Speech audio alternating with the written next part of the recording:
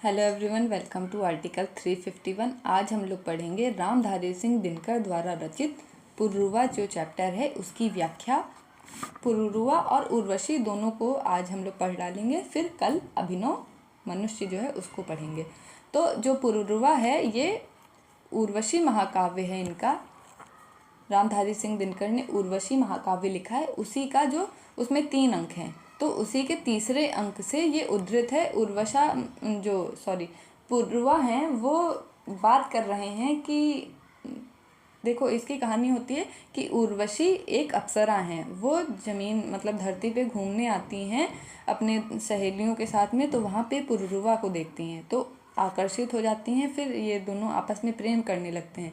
लेकिन तो पुरूरवा और उर्वशी की वार्तालाप हो रही है, इसमें उसी का वर्णन है कि पुरूरवा कह रहे हैं एकदम जो पुरुष होता है वो एकदम कठोर होता है, हर किसी से युद्ध कर सकता है, किसी को भी जीत सकता है, लेकिन वो उसको एक भावना है जो उसको बांध लेती है। जैसे कोई सुंदर स्त्री हो या जिससे वो प्रेम करता है तो उससे बंध के रहने लगता है। तो यही चीज़ है कि जो कोई अंकुश है जो पुरूरवा को रोकने लगा है, तो उसी की बात यहाँ पे पुरूरवा कर रहे हैं। तो व्याख्या देखते हैं।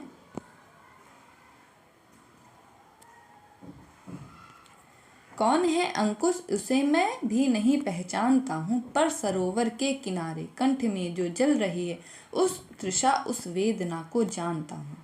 तो पुरूरवा का ये कथन है, इसमें वीर रस है, ओज गुण है, अभिधा शब्द शक्ति है, उपमा रूपक अनुप्रास अलंकार है, खड़ी बोली भाषा है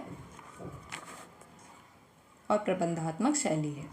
तो पुरूरवा कह रहे हैं कि कौन है अंकुश। अंकुश का मतलब होता है बाधा।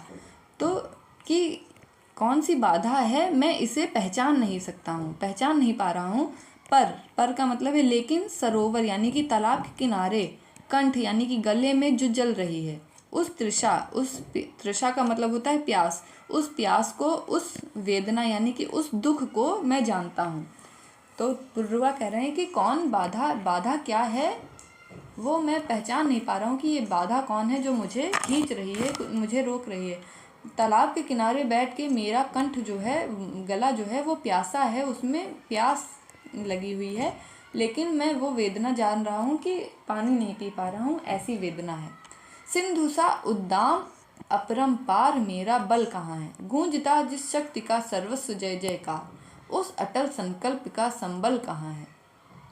तो सिंधु यानी कि समुद्र के समान ऊंचा, उद्दाम का मतलब होता है ऊंचा, अपरंपार यानी कि जिसकी कोई सीमा नहीं है, सीमा से परे इतना, मेरा बल कहाँ है यानी कि सिंधु सागर के समान ऊंचा, सागर के समान अपरंपार, मेरा बल कहाँ गया, मेरा बल जो है मेरी भुजाओं का बल वो मुझे पता नहीं चल रहा है, वो क्षीण हो गया है।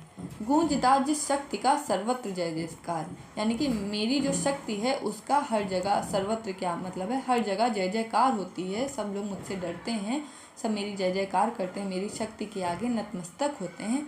उस अटल संकल्प का सबल कहाँ है, उस अटल यानी कि जो स्थिर है, जो इधर उधर टल नहीं सकता है, संकल्प का सबल यानी कि सहारा कहाँ है। फिर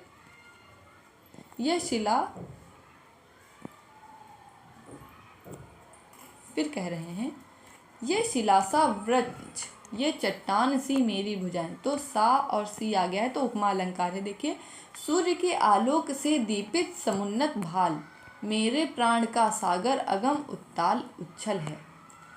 तो यह शिला सा वृक्ष यानी कि शिला का मतलब होता है पत्थर, तो मैं पत्थर के समान वृक्ष, और मेरी जैसे या वृक्ष जितना कठोर होता है, या मेरा शरीर जो है पत्थर के समान कठोर है, और चट्टान सी मेरी भुजाएं, और चट्टान के समान कठोर मेरी भुजाएं हैं।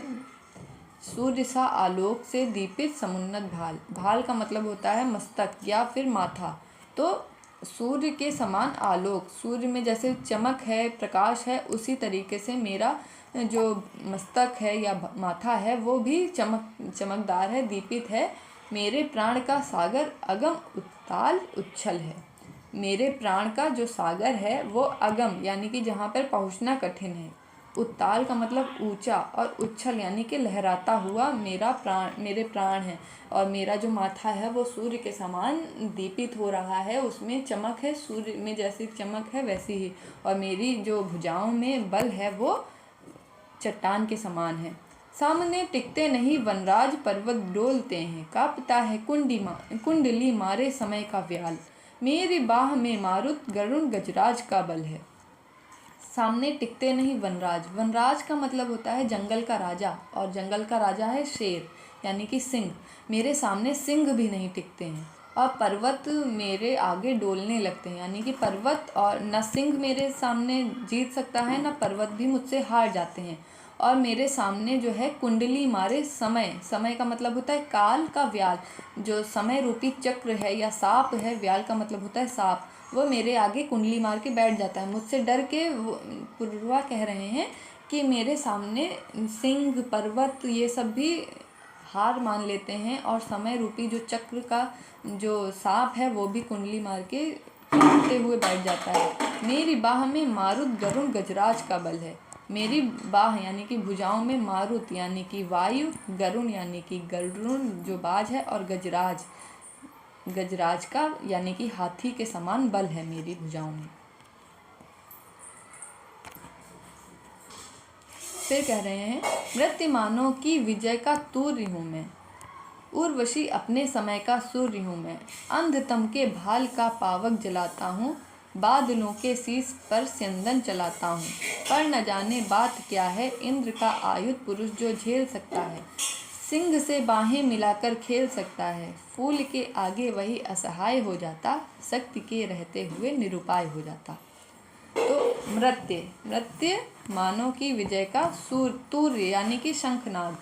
जो मृत्य यानी कि मृत्यु या जो अमर नहीं है, मृत्यु को प्राप्त करने वाला मानव है, उसकी विजय का शंखनाद है। यानी कि जैसे युद्ध होता था पहले, तो उसके पहले शंखनाद करते थे, तो वही मानव की विजय का मैं शंखनाद हूँ। उर्वशी अपने समय का सूर्य हूँ मैं, और हे उर्वशी मैं अपने समय में सूर्य के समान, जैसे सूर्य चमकता है आकाश में, उसके समान कोई दूसरा नहीं है, वैसे ही मैं भी अपने समय का सूर्य हूँ। अंधतम में भाल पर पावक जलाता हूँ। अंध यानी कि अंधेरे, अंधेरे रूपी जो तम का भी मतलब अंधेरा होता है। काले अंधेरे में अपने भाल यानी कि अपने मस्तक पर पावक यानी कि अग्नि जलाता हूँ। घोर अंधेरे में भी मैं अग्नि जला दे सकता हूँ। बादलों के शीश पर स्यंदन चलाता हूँ, और बादलों के ऊपर मैं, स्यंदन का मतलब होता है जहाज, मैं बादलों के ऊपर, स्यंदन का मतलब है जहाज या फिर रथ, तो बादलों में मैं रथ भी चला सकता हूँ। पर न जाने एक बात क्या है, लेकिन मुझे समझ नहीं आ रहा है कि क्या बात है। इंद्र का आयुध पुरुष जो झेल सकता है, इंद्र का आयुध, इंद्र के पास क्या है, वज्र है। इंद्र का जो वज्र है या हथियार है वो भी मैं झेल सकता हूँ। सिंह से बाहें मिलाकर खेल सकता हूँ, और सिंह जो शेर है उससे मैं बाहें मिलाकर खेल सकता हूँ, उससे भी मतलब भिड़ सकता हूँ, लड़ाई कर सकता हूँ। फूल के आगे वही असहाय हो जाता, शक्ति के रहते हुए निरुपाय हो जाता। वही मतलब मेरी भुजाएं जो इंद्र के हथियार को भी झेल सकती हैं, और सिंह से भी लड़ाई कर सकती हैं और हार नहीं मानेंगी, वही जो है फूल के आगे असहाय हो जाता है, यानी कि निरुपाय हो जाता है, कोई शक्ति उसकी काम नहीं आती है। शक्ति के रहते हुए निरुपाय हो जाता है, और मेरे अंदर असीम शक्ति है लेकिन फिर भी मैं उपायहीन हो जाता हूँ। विद्ध हो जाता सहज बंकिम नयन के बाण से, जीत लेती रूप सी नारी उसे मुस्कान से। तो विद्ध यानी कि बीन जाता हूँ, वही जो इंद्र के हथियार से भी नहीं हारता है और सिंह से भी नहीं हारता है, वही क्या है, बंकिम नयन। बंकिम यानी कि तिरछी, नयन यानी कि आँखों के बाढ़ से विद्ध जाता हूँ, यानी कि उसी को क्या है निशाना बना लेती हैं तिरछी आँखें, और उसे रूपसी नारी जो है यानी कि उर्वशी, तुम अपनी एक मुस्कान से उसको जीत लेती हो। यानी कि पुरुष जो है हर जगह से जीत सकता है, लेकिन नारी के आगे हार जाता है। जो कोमल नारी होती है वो अपने प्रेम से किसी भी पुरुष को जीत सकती है। यहाँ पे रामधारी सिंह दिनकर ये कहना चाह रहे हैं। तो वीर रस है उज गुण, अभिधा शैली, अभिधा शब्द शक्ति, उपमा रूपक अनुप्रास अलंकार है, और प्रबंधात्मक शैली है। Thank you very much for, नहीं अभी उर्वशी को भी पढ़ना है। अब हम लोग पढ़ेंगे उर्वशी। उर्वशी भी तीसरे अंक से उद्धृत है और इसमें उर्वशी जो है अपना परिचय देती हैं कि मैं कोई अलौकिक स्त्री नहीं हूँ, मैं भी सामान्य स्त्री हूँ, ऐसे करके वो बता रही हैं पुरुरवा को अपना परिचय। पर क्या बोलूँ क्या कहूँ, भ्रांति यह देह भाव, मैं मनोदेश की वायु व्यग्र व्याकुल चंचल। उर्वशी कह रही, इसमें श्रृंगार रस है, मुक्तक छंद है, रूपक उपमा अनुप्रास अलंकार है, खड़ी बोली भाषा है, अभिधा शब्द शक्ति है और प्रसाद और माधुर्य गुण है। पर क्या बोलूं, पर का मतलब है लेकिन अब क्या बोलूं क्या कहूं। भ्रांति का मतलब है कि झूठ है या मिथ्या है, यह जो देह तुमको दिख रही है यह सब मिथ्या है। मैं मनोदेश की वायु व्यग्र व्याकुल चंचल, और मैं मनोदेश यानी कि मन में विचरण करने वाली यानी कि काल्पनिक हूँ, या मानसिक, जो मानसिक रूप से व्यग्र यानी कि व्याकुल, या कह सकते हैं उत्कंठा से उत्पन्न व्याकुल और चंचल वायु के समान हूँ।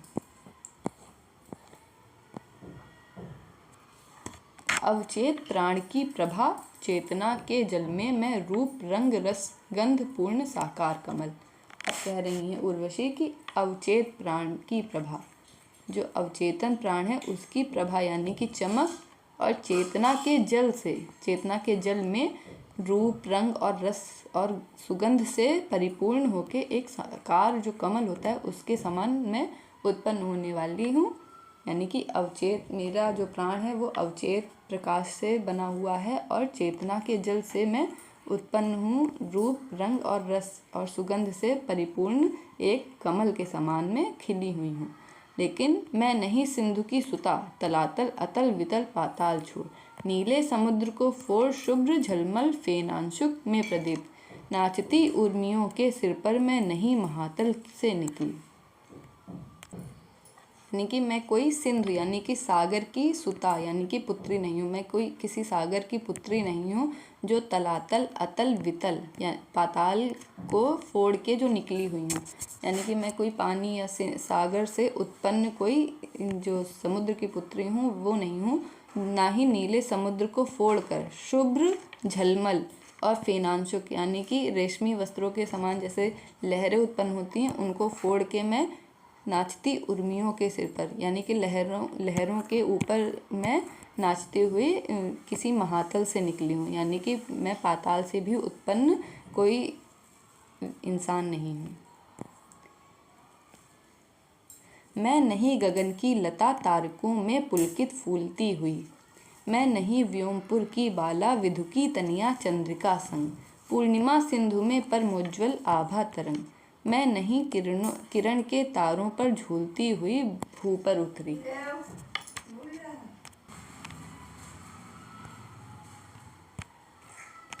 यहाँ पे कहना चाह रहे हैं रामधारी सिंह दिनकर जी कि उर्वशी कह रही है कि मैं कोई गगन से आसमान से निकली हुई लता यानी कि बेल के समान नहीं हूँ, या मैं कोई आसमान से उतरी हुई बेल नहीं हूँ, ना ही तारकों यानी कि तारे जो हैं तारों के समूह में पुलकित और उनसे उत्पन्न हुई भी नहीं हूँ, ना ही मैं कोई व्योम यानी कि आकाश की या स्वर्ग की कोई बाला यानी कि ना ही मैं स्वर्ग की कोई बाला हूँ, ना ही विधु यानी कि चंद्रमा की तनया का मतलब होता है पुत्री, ना ही मैं चंद्रमा की पुत्री हूँ जो चंद्रिका संग खेली हो यानी कि जो चांद की किरणों में खेली हुई हो, ऐसी चंद्रमा की पुत्री भी नहीं हूँ।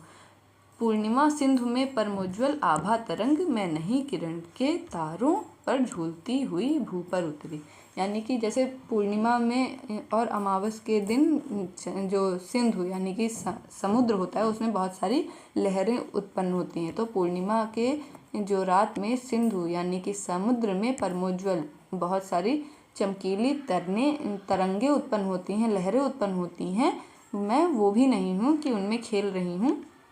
मैं नहीं किरण के तारों पर झूलती हुई भू से उतरी, और ना ही मैं किरणों या जो ऐसी किरणों या तारों के जो समूह की किरणें हैं उन पे झूलते हुए मैं ज़मीन पर उतर के आई हूँ, ऐसी भी नहीं हूँ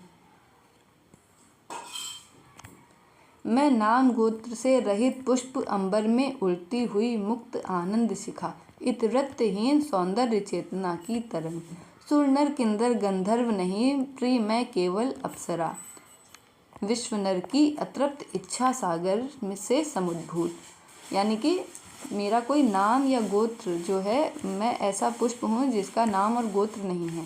अंबर में उड़ती मुक्त, मुक्त का मतलब है स्वतंत्र रूप से और आनंदित होकर मैं आसमान में उड़ती हुई सी स्त्री हूँ।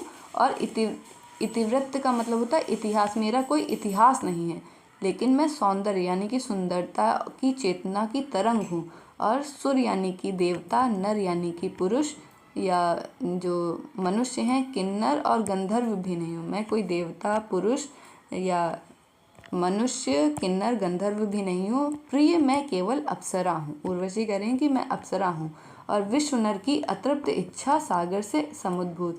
और वो विश्व नर यहाँ पे श्लेष अलंकार है, एक तो ब्रह्मा हो जाता है यहाँ पे, और विश्व नर यानी कि सारे संसार के जितने भी पुरुष हैं। तो ऐसे ब्रह्मा या फिर संसार के पुरुषों की अतृप्त इच्छा के सागर से मैं बनी हुई हूँ, ऐसा उर्वशी कह रही हैं। जन जन के मन में मधुर वग्नि, प्रत्येक हृदय की उजियाली, नारी की मैं कल्पना, चरम नर के मन में बसने वाली, विषधर के फण पर अमृत वृत्ति, उद्धत अदम्य बर्बर बल पर, रूपांकुश क्षीण मृलाल तार। तो जन जन के मन में मधुर वग्नि, वग्नि का मतलब होता है आग या अग्नि। तो हर मनुष्य के हृदय में जो जलने वाली मधुर अग्नि है, मैं उस हृदय की उजियाली के समान हूँ। और मैं जो पुरुष के मन में बसने वाली नारी की कल्पना है, वो मैं कल्पना की चरम सीमा हूँ। विषधर के फण में अमृत वृत्ति, जो विषधर यानी कि सांप होते हैं, उनके जो फन होता है उसके ऊपर जो मणि चमकती है, मैं उसके समान हूँ। उद्धत अदम्य बर्बर बल पर, जो जितने भी उद्धत यानी कि उद्दंड हैं, अदम्य हैं, और बर्बर यानी कि निरंकुश हैं, जिनका बल पे अपने बहुत ही घमंड है, ऐसे लोगों के अपने रूपांकुश यानी कि अपने रूप से उनका जो बल है उसको छीन करके उनको मृणाल यानी कि हिरण के समान बनाने वाली हूँ, या कमल के जो नाल होता है, कोमल नाल, उसके समान मैं बदल देती हूँ। मेरे सम्मुख नत हो जाते गजराज मत, केसरी शरफ शार्दुल भूल, निज हिंस भाव ग्रह मृग समान, निर्विष अहिंस बनकर जीते। मतलब कि यहाँ पे देखिए, पहले कहा कि जो विषधर यानी कि जहरीले सांप होते हैं, वो उनके फन पर मैं जैसे मणि होती है वैसे ही चमकने वाली हूँ। और मेरे सामने, मेरे रूप के सामने जो उद्दंड, अदम्य और बर्बर, जो जिनके बल में निरंकुशता है, वो भी कोमल कमल का नाल जो होता है उसके समान क्षीण हो जाते हैं, वो अपना बल भूल जाते हैं। और मेरे सम्मुख नत यानी कि झुक जाते हैं, जो मतवाले हाथी होते हैं अपना बल भूल के मेरे सामने झुक जाते हैं। केसरी यानी कि शेर, शरभ हाथी, शार्दुल जो बाघ होता है या सिंह होता है, ये सब अपना हिंस यानी कि अपनी हिंसा का भाव भूल के मेरे सामने गृह मृग यानी कि घरेलू जो हिरन होता है उसके समान अपना अहिंसा का भाव भूल के जीने लगते हैं।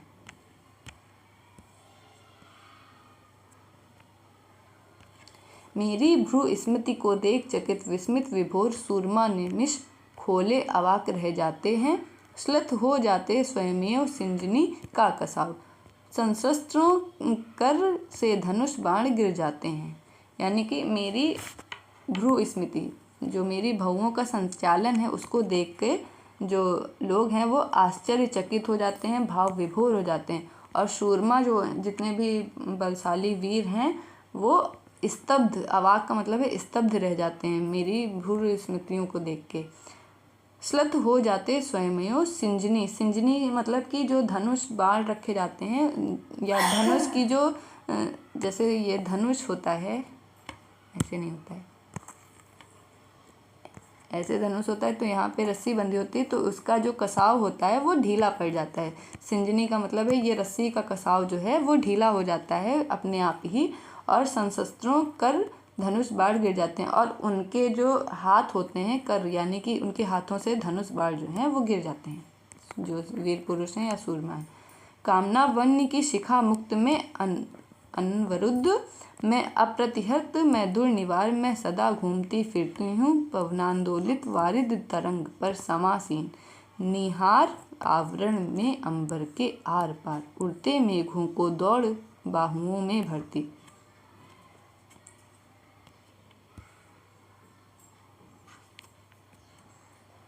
यानी कि कामना यानी कि इच्छा की अग्नि की शिखा यानी कि ज्वाला में मुक्त और अनवरुद्ध यानी कि बिना रोके हुए, मैं अप्रतिहत जिसे रोका नहीं जा सकता है और दुर्निवार जिसे हटाया नहीं जा सकता है, ऐसी मैं कामना की ज्वाला के समान बिना रुके इधर उधर घूमती रहती हूँ, सदा घूमती फिरती हूँ, मैं हमेशा इधर उधर घूमती रहती हूँ।